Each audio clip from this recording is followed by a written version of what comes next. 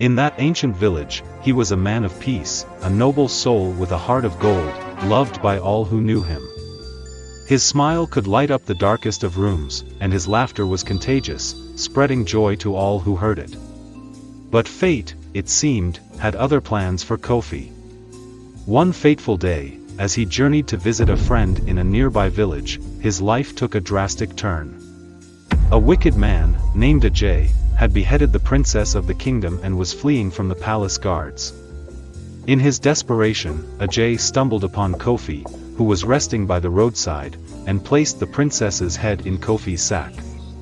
Unbeknownst to Kofi, his fate was sealed.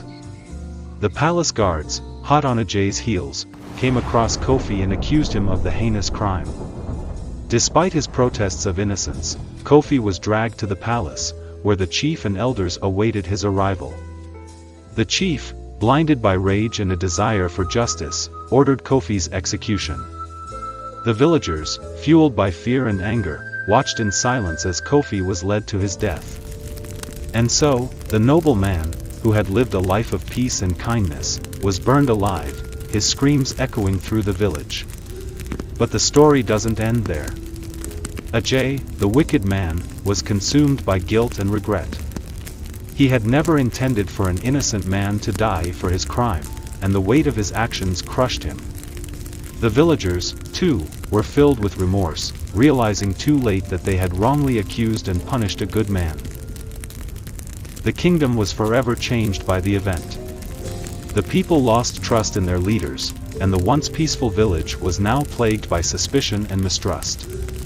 The fate that befell Kofi served as a cautionary tale, reminding the villagers of the dangers of jumping to conclusions and the importance of seeking truth.